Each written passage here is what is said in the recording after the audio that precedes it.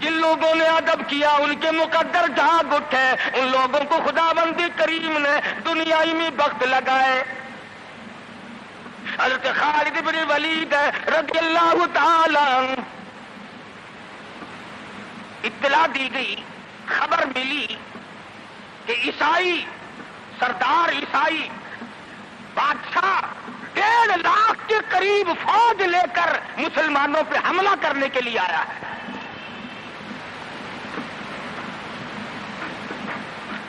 حضرت خالد بن ولید رضی اللہ تعالی عنہ کو 50-60 آدمی دیے، جاؤ بادشاہ کی فوج کا اندازہ لگا کے آؤ، تخمینہ لگا کے آؤ، اسلحہ دیکھ کے آؤ، ان کی تعداد کا اندازہ لگاؤ وہ کتنے ہیں۔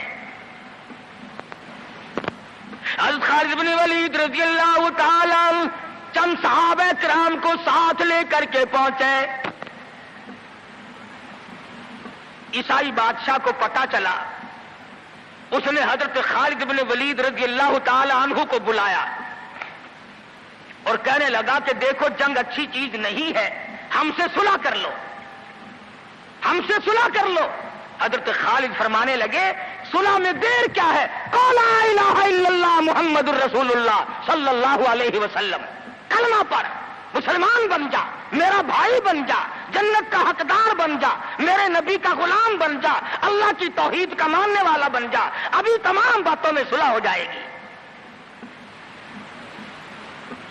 وہ کہنے لگا بڑا جلدی کلمہ پڑھا ہے، جیسے میں اکیلا بیٹھا ہوں، تو نے میری فوج دیکھی ہے؟ 1.5-2 لاکھ فوج لے کے آیا ہوں، کھا جائے گی میری فوج تمہیں۔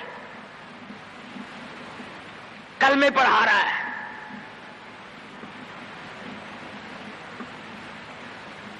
حضرت خالد کو کہنے لگا تجھے پتا نہیں تو کس کے سامنے کھڑا ہے؟ فرمایا ہاں ایک عیسائی کافر کے سامنے کھڑا ہوں۔ وہ کہنے لگا ہے کوئی جلاد؟ فوراً تلوار لے کر حاضر ہو گئے، کہا اس گستاخ کی گردن کاٹ مارو۔ حضرت خالد کے ساتھ 2 آدمی اور تھے، انہوں نے یہ نہیں کہا ہے جی اجی ہم تو یوں ہی بات کر رہے تھے جی، اجی آپ برہم ہو گئے، اجی حضور آپ ناراض ہو گئے۔ حضرت خالد نے یہ نہیں فرمایا کہ باہر والوں کو اطلاع کر دو، وہ 50-60 آدمی تو ہمارے ساتھ مل جائے۔ 2 ساتھیوں کو فرمایا اب ایک دوسرے کی طرف مت دیکھنا، تلوار نکال لو، انشاءاللہ حوض کوثر پہ ملاقات ہوگی۔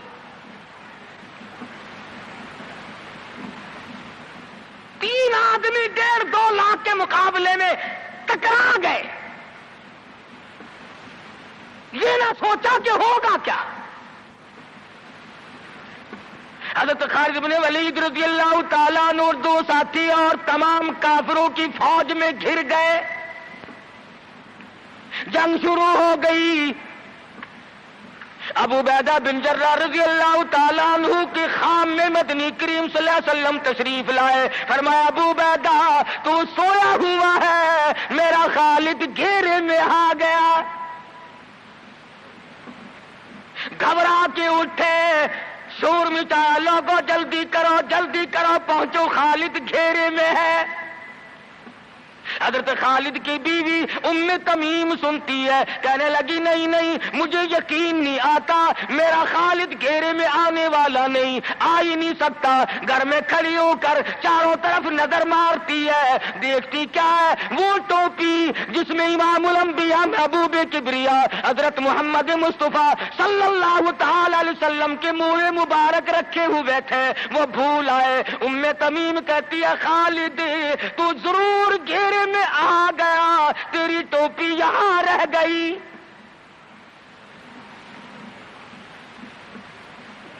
ام تمیم نے ٹوپی لے کر کے شور نہیں مچایا، کپڑے نہیں پھاڑے، چہرہ نہیں نوچا، ابو عبیدہ کے پاس نہیں آئی، بغل میں ٹوپی دبائی، برقع اوڑھا، گھوڑے پہ سوار ہوئی، تلوار لے کر گھوڑے کو سر پٹ چھوڑ دیا۔ صحابہ دیکھ رہے تھے، ارے یہ کون ہے؟ یہ کوئی جاسوس معلوم ہوتا ہے، اسے پکڑو۔ صحابہ نے گھوڑے دوڑائے، گھیرے میں لے لیا، پوچھا برقع پوش تو کون ہے؟ کہنے لگی نہ چھیڑو، خالد کی بیوی ام تمیم ہوں۔ تو کہاں چلی ہے؟ کہنے لگی میرا خالد گھیرے میں آ گیا، ٹوپی گھر پہ بھول گیا، وہ پہنچانے چلی ہوں، ہمیں دے دے ہم پہنچا دیں گے، تو عورت ذات ہے۔ کہنے لگی خالد کی جو قدر میں جانوں تم نہیں جانتے، جان دے دوں گی مگر ٹوپی کسی کو نہ دوں گی۔ نکل پڑی، آ کے دیکھا تلواریں چل رہی ہیں، گاجر مولی کی طرح آدمی کٹ رہے ہیں، حضرت خالد بن ولید بیچ میں ہے۔ ام تمیم نے تلوار نکال کر چلانی شروع کر دی، گاجر کی طرح لوگوں کو کاٹ مارا۔ خود حضرت خالد کہتے ہیں او میرے ساتھیوں، اس نوجوان کو پہچانو، اس برقع پوش کو پہچانو، اس نقاب پوش کو پہچانو، یہ کون ہے؟ جب سامنے گئی نقاب اٹھا کے کہنے لگی خالد تیری بیوی ام تمیم ہوں، یہ ٹوپی بھول آئے ہو، پہنچانے آئی ہوں۔ اور کراچی کے مسلمانوں تم نے کبھی سوچا نہیں خالد کے سر پہ نبی کی ٹوپی نہیں، جس میں نبی کے بال رکھے ہوئے تھے، وہ گھیرے میں آ گئے۔ آج تیرے پاس قرآن نہیں، تو گھیرے میں ہے۔ وہ ٹوپی گھر پہ بھول آیا تھا، تو قرآن کو مسجد میں قید کر کے آیا، آج تو کفر کے لرزے میں پھنسا ہوا ہے، تو گھیرے میں ہے، تجھے کوئی نہیں نکال سکتا اللہ کے قرآن کے سوا۔ تم کتنی عسکری طاقت بڑھاؤ، تم تعداد بڑھا لو، تم چھوٹے بڑے زور لگاؤ، کتنی تم کوشش کرو، خدا کی قسم جب تک تم اللہ کا قرآن لے کر کے نہیں بیٹھتے اس وقت تک تمہارا گھیرا نہیں ٹوٹ سکتا۔ تم نے اللہ کے قرآن کو مسجد میں قید کر دیا۔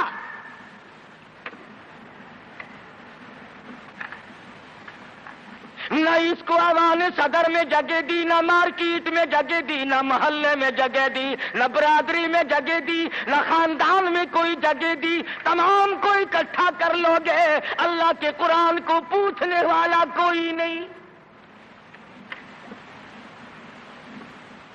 کون پوچھے؟ حضرت خالد تو صرف ٹوپی بھول کر آئے تھے، ہم نے قرآن ہی بھلا دیا، نبی کی سیرت کا آئینہ بھلا دیا۔ خدا کی قسم نبی نے امانت تمہارے سپرد کی ہے، میدان حشر برپا ہوگا اور اللہ کا پیغمبر کھڑا ہو کر تم سے مطالبہ کرے گا، لاؤ میری امانت کہاں ہے؟ کچھ لوگ کہیں گے اور جی ہم تو عشق کی وجہ سے ایسا کر بیٹھتے ہیں، محبت میں ہمیں پتہ ہی نہیں چلا قرآن کہاں رہ گیا، محبت میں ہمیں پتہ ہی نہیں چلا قرآن رہ کہاں گیا۔ اور تجھے کیسی محبت ہے، تجھے کیسا عشق ہے کہ تجھے آج تک پتہ نہیں چلا۔ عشق تو صحابہ کرام کو تھا۔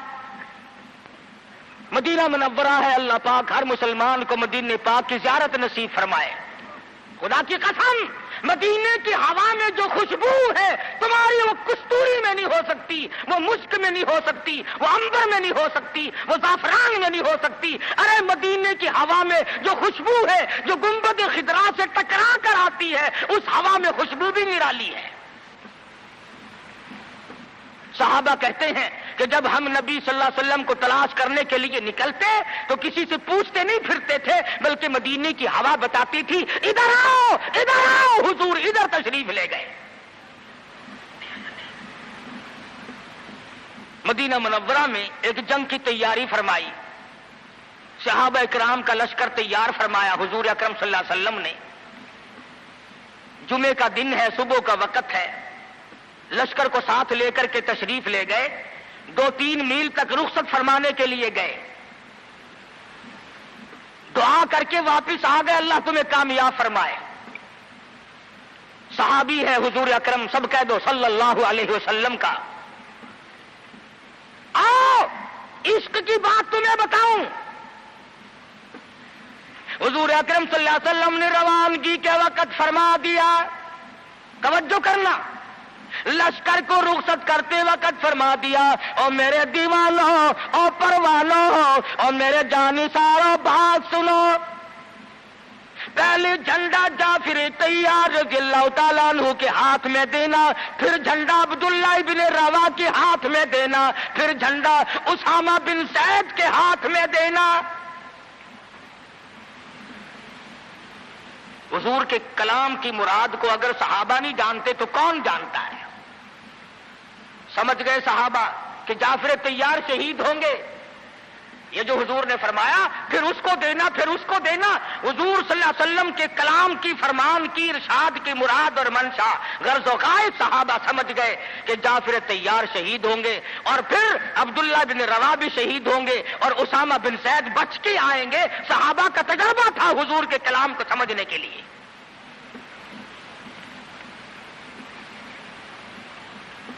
عبداللہ ابن روا رضی اللہ تعالی عنہ نے سوچا کہ تسلی تو میری ہو گئی کہ میں شہید ہوں گا، اس جنگ میں واپس نہیں آؤں گا، مگر چلو جمعے کا دن ہے، سواری میری بڑی تیز ہے، میں آخری جمعہ سرکار دو عالم صلی اللہ علیہ وسلم کے پیچھے کیوں نہ پڑھوں اور جمعہ پڑھ کے جاؤں گا، ایک مرتبہ اور اپنے آقا کا دیدار کروں گا۔ واپس مدینے میں آئے، گھر نہ گئے، بیوی بچوں میں نہ گئے، باغ و بہار میں نہ گئے، فصل باڑی میں نہیں گئے، لوگوں میں نہیں گئے، سیدھے مسجد نبوی میں تشریف لائے۔ جمعے کی نماز کے بعد مدنی کریم صلی اللہ علیہ وسلم سے سلام کیا۔ حضور نے فرمایا عبداللہ میں نے تو تجھے صبح رخصت کیا تھا لشکر کے ساتھ، تجھے صبح روانہ کر دیا تھا، تو چلا گیا تھا فوج کے ساتھ۔ عرض کیا یا رسول اللہ میرے ماں باپ قربان ہو جائیں، آپ کے فرمان سے میں نے یہ اندازہ لگایا کہ میں شہید ہو جاؤں گا، میرا یہ آخری جنگ ہے، یہ آخری جہاد ہے۔ میرے دل میں ایک بات آئی، آج جمعے کا دن ہے، اپنے آقا کے پیچھے جمعہ بھی پڑھوں، آخری جمعہ پڑھوں اور آخری دیدار کر کے جاؤں۔ اب تھوڑے سے مجھے آپ بول کے بتائیں عبداللہ ابن رواح کا یہ عشق ہے کہ نہیں؟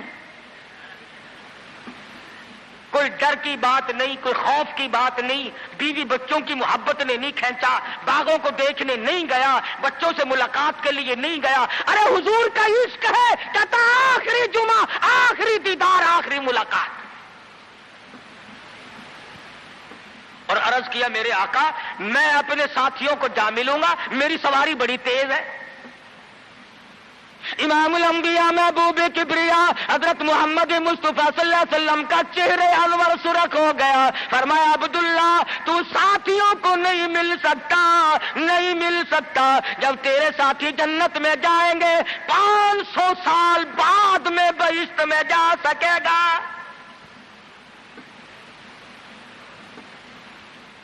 کیوں؟ اس لیے چاہے تم عشق کے تحت آئے، محبت کی وجہ سے آئے، جذبے کی وجہ سے آئے، جمعے کے لیے آئے، میرے دیدار کے لیے آئے، میری ملاقات کے لیے آئے، جب میں نے رخصت کر دیا تھا میرے حکم میں تاخیر کیوں کی؟ پتا چلا عشق بھی وہ مقبول ہے جو حضور کی غلامی کے اندر اندر ہو۔ غلامی سے باہر جو عشق ہے وہ عشق نہیں، وہ فریب ہے، وہ دجل ہے۔ آج آپ دیکھ لیں، نام دیکھو، شکل دیکھو، نام ہوگا عاشق رسول اور شکل دیکھو تو خدا کی قسم بالکل ایسا معلوم ہوگا جیسے اندرا کا بھتیجا ہو۔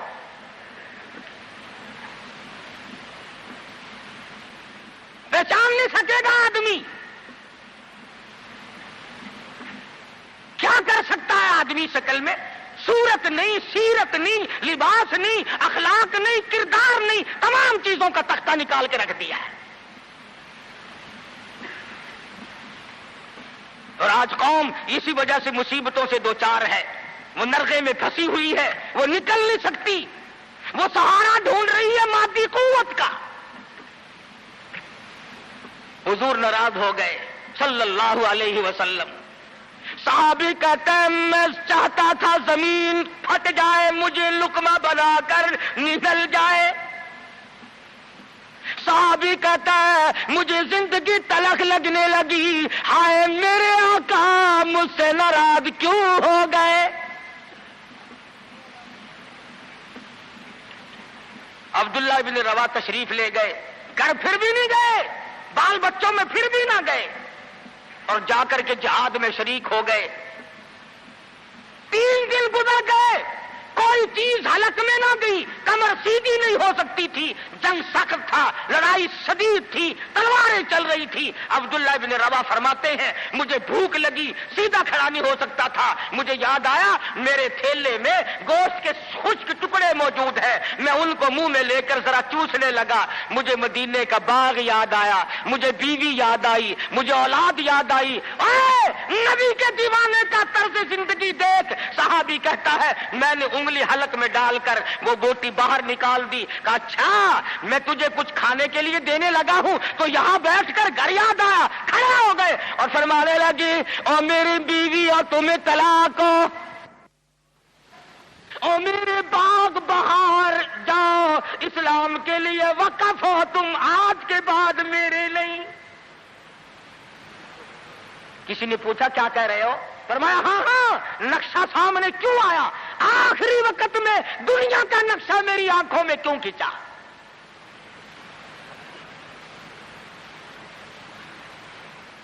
صحابی نے اپنے دل میں تصور بھی لانا اچھا نہ سمجھا، میری عاقبت خراب نہ ہو جائے، میری آخرت نہ بگڑ جائے۔ عبداللہ بن روا تلوار لے کر کھڑے ہو گئے۔ کسی نے لکھا 3 دن کا، بعض نے لکھا 5 دن کا بھوکا صحابی ٹکڑے ہو گیا۔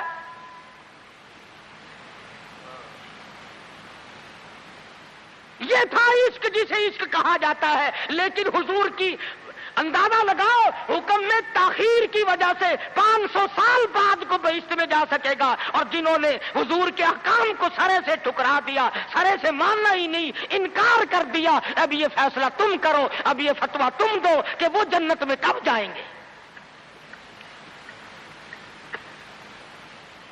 امام الانبیاء محبوب کبریا حضرت محمد مصطفیٰ صلی اللہ تعالی علیہ وسلم کے دیوانوں نے حد کر دی، پروانوں نے حد کر دی، جس صورت سے بھی ان کو لگایا گیا اسی صورت سے وہ آگے بڑھتے رہے۔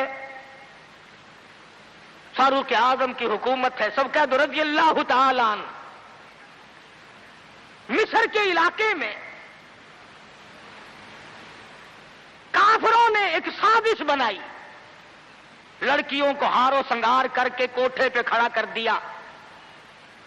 پروگرام مسلمانوں کو پہلے معلوم ہو گیا کہ مسلمان فوج کے کلچر کو تباہ کرنا چاہتے ہیں، مسلمان کے اخلاق و کردار کو برباد کرنا چاہتے ہیں۔ فاروق اعظم کو خط لکھا، اور راستہ کوئی نہیں فوج کے گزرنے کا، ایک ہی راستہ ہے، اور اس راستے کو خراب کر دیا گیا، اس راستے میں کانٹے بچھا دیے گئے، حسن کی دولت بکھیر دی گئی تاکہ مسلمانوں کا دل خراب ہو۔ ارے یہ کافر کا بھی عقیدہ ہے کہ اگر مسلمان کا پاؤں پھسل گیا پھر یہ جہنم سے ارے نہیں ٹھہرتا۔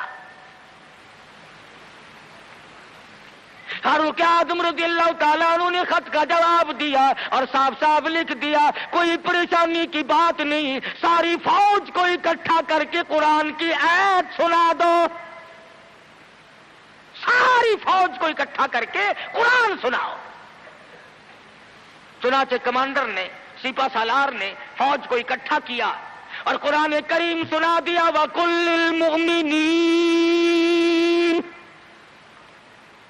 يَغُضُّوا مِنْ أَبْصَارِكُمْ وَيَحْفَظُوا فُرُوجَكُمْ ذَلِكُمْ أَزْكَىٰ لَكُمْ إِنَّ اللَّهَ خَبِيرٌ بِمَا يَصْنَعُونَ۔